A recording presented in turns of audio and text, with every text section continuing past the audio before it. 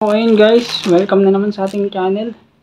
At sa video ito ay samahan niyo muli ako mag-unbox ng mystery parcel natin guys. Nabili ko ito sa halagang 129 pesos.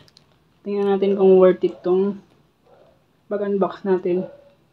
Kung anong items itong makukuha natin guys. Actually hindi ko to alam kasi random to eh. Random. So ayun lang guys, titingnan natin guys. Pero bago yan, mag-intro na muna tayo. Huwag nang kakalimutang mag-subscribe, mag-like at mag-share sa ating video para updated kayo sa mga susunod pang videos na i-upload ko sa aking channel. So sisimulan na natin to.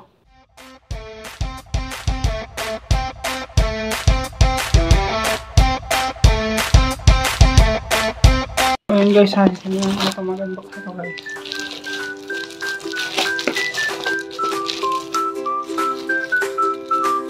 Sanahin natin para ito. Ang items ito.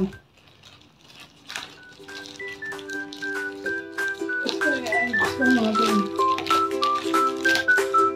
At ito nga guys, sinasimulan ko nang buksan yung ating mystery parcel sa halagang 129 pesos.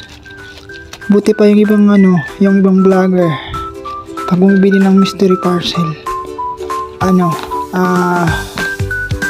Maraming nakukuha. Ako isa lang eh.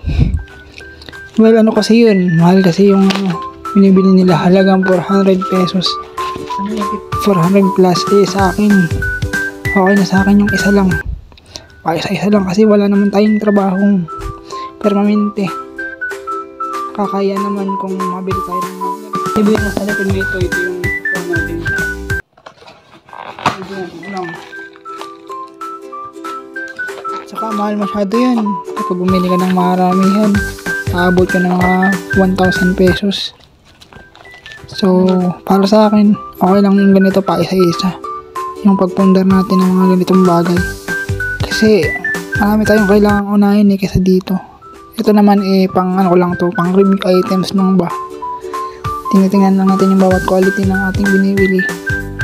So far, so good naman. Nakita ko yung quality niya, ang ganda. Tingnan natin ito kung quality ito guys, kung maganda. Saka kung ano to. Hindi ko alam kung ano to guys ha. Wala akong idea guys. Hindi ko naman pinag-trailer kung ilan yung ipadala niya sa akin. Basta binayaran ko lang yan.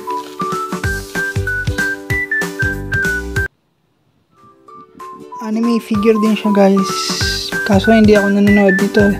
Pinanood ko to pero hanggang episodes 21 lang yata yung napanood ko dito. Kasi nga, yun, nawalan ako ng oras dahil nagpo-focus ako dito sa paggawa ng content. And hindi ko na rin siya masingit sa schedule ko. Kasi nga, yun nga, mas pinafocusan ko yung paggawa ng content kaysa manood ng anime. Paminsan-minsan nanonood ako pero mas madalas dito talaga ako nalalagay sa paggagawa ng content. Mayroon naman kasi kung mapabayaan yung ating channel, di ba? Sayang naman yung efforts kong dito pag-monetize kung baga. So ayan na, naka-plastic pa siya kaya tatanggalin ko pa sa plastic. Kaya na pwede ko pa kinalagay. Hindi ako ng 150. I think si Sanji. Sorry guys, akala ko si Sanji. Si Ace pala ang ating nakuha guys na items. So far maganda rin naman siya. Madali lang ikabit sa stand. At saka may free sticker yan guys. Yung free sticker niyan dinikit ko dun sa isa kong figure. Tsaka dun sa niyan sa stand.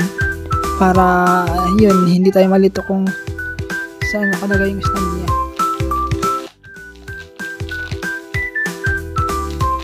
Kala ko pa naman na araw tayo makukuha natin. Akala mo lang yun pero hindi. Well, okay lang para ayan, may alternate tayong pwede nating pagpalit-palitin kapag nagla-live tayo. Huwag din na i-comment guys kasi kilala ko na kung sino. Nakita ko yung niya, symbols. Si Ace ng One Piece. May mga symbols naman pala kaya matutukoy mo kung sino yung character na yun. Akala ko hindi ko makikilala isa siya sa sa kagrupo ni Luffy guys.